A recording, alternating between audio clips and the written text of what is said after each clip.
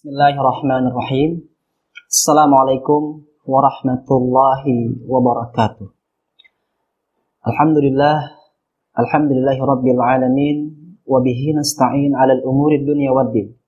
Salatu wassalamu ala asyrafil anbiya'i wal mursalin sayyidina wa nabiyyina wa maulana Muhammadin wa ala alihi wa sahbihi ajma'in, amma ba'du. Raditu billahi rabba wa bil islam dina wa bi Muhammadin nabiyya wa rasula. Qala Allah Ta'ala fil Qur'anil Karim, yarfa'illahu alladhina amanu minkum walladhina utul ilma darajat. Wa qala Rasulullah sallallahu alaihi wasallam, talabul ilmi faridatun ala kulli muslimin wa muslimatin. Sadaqallahul azim wa sadaqa rasuluhul karim wa nahnu insyaallah minasyahidin wasyakirin walhamdulillah.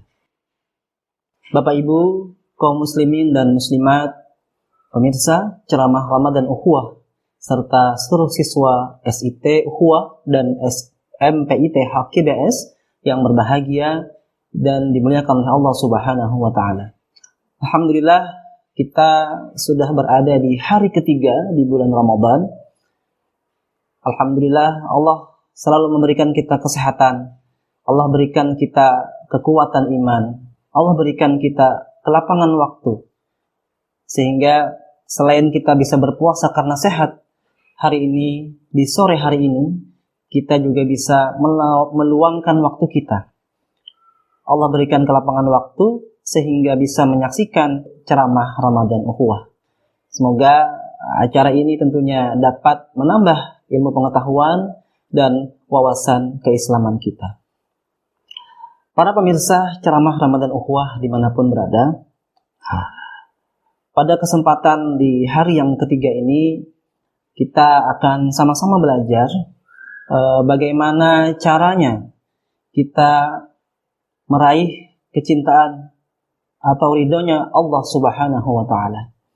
Bagaimana langkah-langkah kita untuk meraih cintanya Allah Subhanahu wa ta'ala, wabil khusus di bulan Ramadan ini. Allah Subhanahu wa ta'ala berfirman dalam surah Ali Imran ayat 31, A'udzu billahi minasyaitonir rajim. Bismillahirrahmanirrahim. Qul in kuntum tuhibbunallaha fattabi'uni yuhibbukumullah wa yaghfir lakum dzunubakum wallahu ghafurur rahim. Dalam ayat ini kita dapat memahami bahwa Allah berfirman yang artinya, katakanlah wahai Muhammad, jika kamu mencintai Allah, maka ikutilah aku, fattabi'uni yuhibbukumullah. Dengan mengikuti aku, kata Rasul, maka Allah akan mencintaimu. Selain mencintai, ketika kita sudah dicintai oleh Allah, maka Allah pun tentu juga akan yaghfir lakum dzunubakum, akan mengampuni dosa-dosa kita. Karena Allah wallahu ghafurur rahim, dan Allah adalah Maha Pengampun lagi Maha Penyayang. Para pemirsa ceramah Ramadan Ukhuwah dimanapun berada, di dalam ayat ini ada dua rumus yang kita dapatkan. Yang pertama adalah ketika kita serius, ketika kita benar-benar mengejar supaya kita dicintai oleh Allah Subhanahu wa ta'ala, maka Allah menjanjikan lewat Rasulnya, fattabi'uni, ikutilah Nabi Muhammad sallallahu alaihi wasallam. Kita bisa mengikuti Nabi Muhammad sallallahu alaihi wasallam bukan hanya daripada salatnya, tetapi juga kita bisa mengikuti Nabi Muhammad sallallahu alaihi wasallam dalam aspek perilaku beliau, kemudian tingkah laku beliau, dan juga apa yang dianjurkan oleh Rasulullah sallallahu alaihi wasallam. Ketika kita sudah mendapatkan cintanya Allah dengan cara kita mengikuti apa yang dianjurkan oleh Rasulullah sallallahu alaihi wasallam, maka Allah akan yaghfir lakum dzunubakum. Allah akan mengampuni dosa-dosa kita. Ketika Allah sudah mengampuni dosa-dosa kita, itu tandanya bahwa Allah sudah cinta kepada kita. Rumus yang kedua adalah ketika Allah sudah mencintai kita, maka Allah akan mengampuni dosa-dosa kita. Bahkan ketika Allah sudah sangat cinta kepada kita, Allah bukan hanya mengampuni dosa-dosa kita, tetapi juga mengabulkan apa saja permohonan kita, mengabulkan apa saja doa-doa kita. Bahkan yang lebih luar biasa lagi, tanpa kita meminta kepada Allah Subhanahu wa taala, Allah sudah sediakan apa yang kita butuhkan. Allah sediakan apa yang kita perlukan. Hal ini pernah terjadi pada zamannya Imam Ahmad bin Hanbal. Saat itu Imam Ahmad bin Hanbal adalah seorang ulama yang masyhur, ulama yang terkenal seantero jagat raya pada zaman beliau. Suatu ketika beliau bepergian ke negara Mesir, kemudian beliau singgah di salah satu masjid. Karena ketawaduan Imam Ahmad bin Hanbal, beliau hanya memakai baju biasa, hanya memakai pakaian layaknya orang biasa. Bahkan tampak tidak terlihat bahwa beliau adalah seorang ulama besar. Maka masuklah beliau ke salah satu masjid, dan ternyata petugas masjid yang ada saat itu pun mengusir beliau. Apa kata petugas masjid? Ukhruj, silahkan keluar. Maka Imam Ahmad bin Hanbal pun keluar. Kemudian beliau berjalan-jalan di pinggiran kota Mesir sampai akhirnya beliau melihat sebuah toko roti, yang mana di sana terlihat ada seorang tukang roti yang sedang membikin roti, yang sedang membuat roti sampai memasak roti. Si tukang roti pun melihat seorang tua yang sedang berjalan, seperti terlihat sangat kecapean, maka disapalah oleh si tukang roti, "Wahai Syekh, silahkan mampir dulu ke tempat saya." Maka mampirlah Imam Ahmad bin Hanbal di tempat atau di toko roti tersebut. Yang membuat penasaran Imam Ahmad bin Hanbal adalah ketika itu beliau melihat si tukang roti itu ketika membuat roti, menggiling roti, bahkan sampai memasak roti, beliau tidak hentinya mengucapkan istighfar. Astaghfirullahalazim. Ketika memasak, astaghfirullahalazim. Ketika membangkit atau mengambil roti yang sudah masak, astaghfirullahalazim. Maka ditanyalah si tukang roti tadi. Imam Ahmad bin Hanbal pun bertanya. Bukan berarti Imam Ahmad bin Hanbal tidak tahu, tetapi beliau ingin menguji bagaimana tukang roti ini menjawab. Jadi bertanyalah si Imam Ahmad bin Hanbal tadi kepada tukang roti, "Ya saudaraku, ma fa'idatu istighfaruka?" Apa faidah istighfar yang kamu lakukan? Saya melihat kamu selalu mengucapkan istighfar di setiap aktivitasmu. Maka si tukang roti pun menjawab, "Wallahi, tidak akan Allah kabulkan semua permohonanku, semua doa-doaku, kecuali aku selalu mengamalkan istighfar di setiap aktivitasku." Namun, kata si tukang roti, ada satu permohonan yang belum dikabulkan oleh Allah Subhanahu wa taala. Maka penasaranlah Imam Ahmad bin Hanbal. Apa itu, wahai saudaraku? Permohonan apa yang belum terkabul? Sehingga sampai saat ini kamu pun juga masih mengamalkan istighfar itu. Maka kata si tukang roti, hal yang belum dikabulkan oleh Allah sampai saat ini adalah saya ingin sekali bertemu seorang imam besar yang bernama Imam Ahmad bin Hanbal.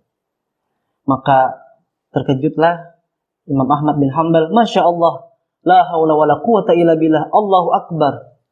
Ternyata amalan istighfarmu inilah yang ternyata membawa saya ke negeri Mesir ini. Karena sayalah orang yang kamu cari, Imam Ahmad bin Hanbal. Masya Allah, luar biasa.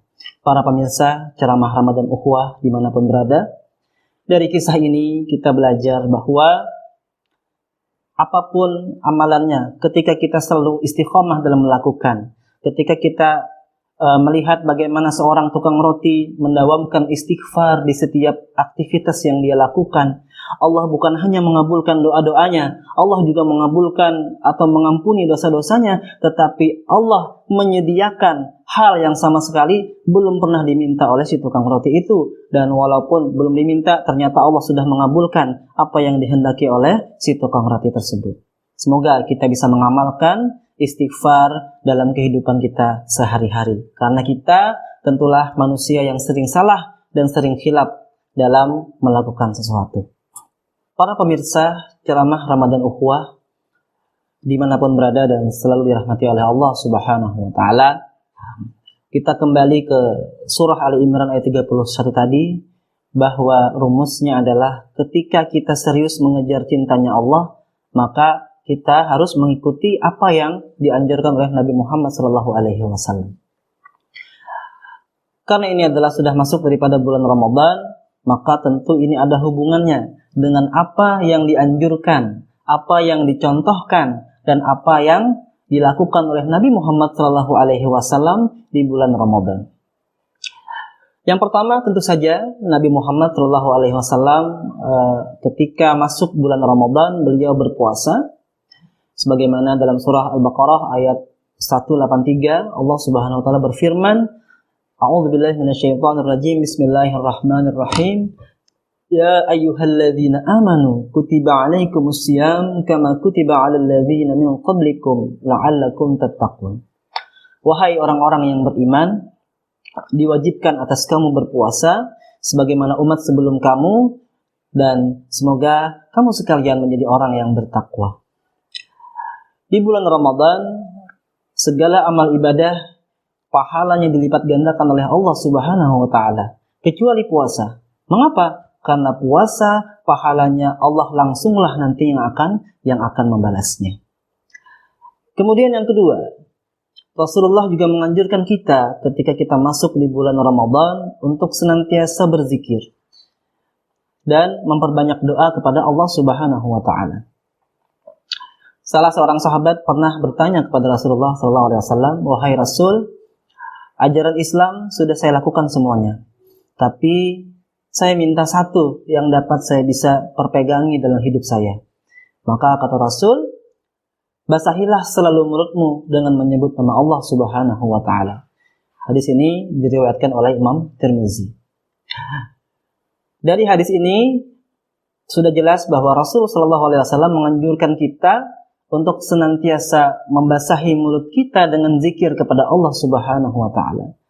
Selain itu, zikir juga menjadi obat bagi orang-orang yang mungkin pikirannya sedang galau, pikirannya sedang gundah gulana. Ala inna bi dzikrillahi tatmainnul qulub. Ketahuilah bahwasanya dengan mengingat Allah itu akan membuat hati kita menjadi lebih tenang.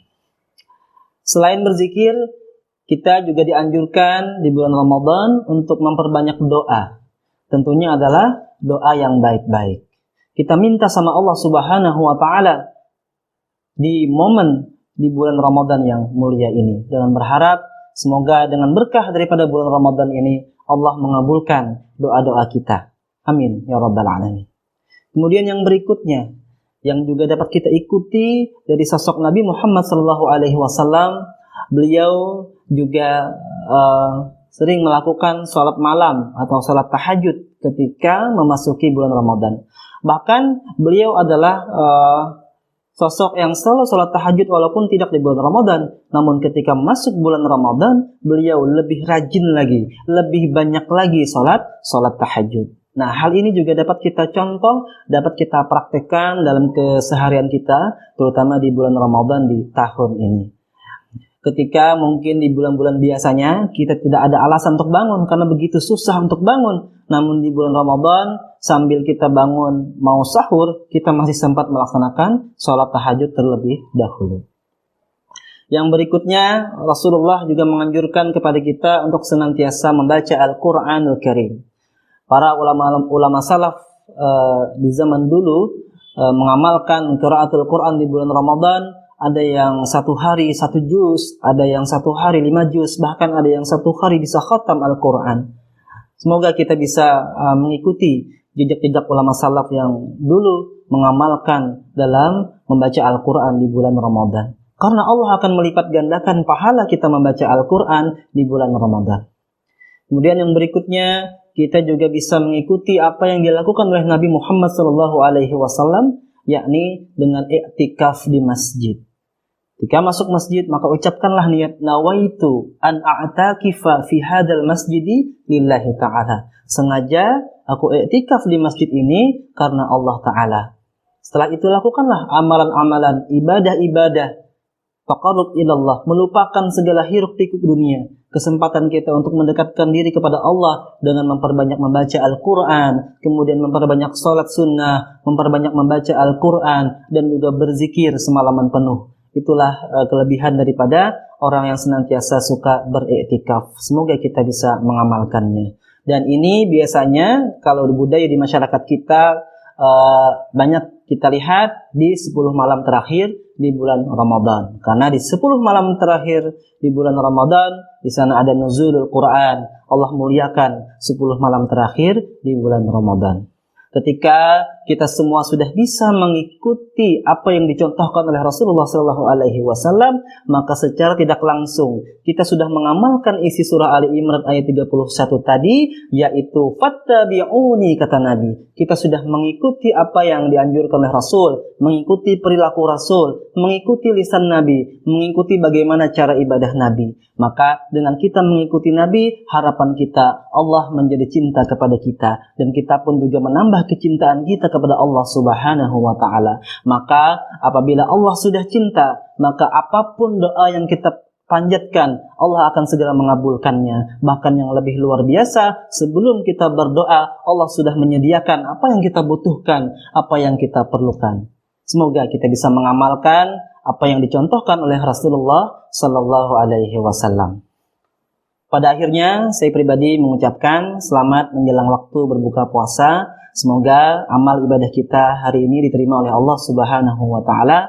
Hadanallahu wa iyyakum ajma'in. Wabillahi taufiq wal hidayah wa ridha wal inayah. Wassalamualaikum warahmatullahi wabarakatuh.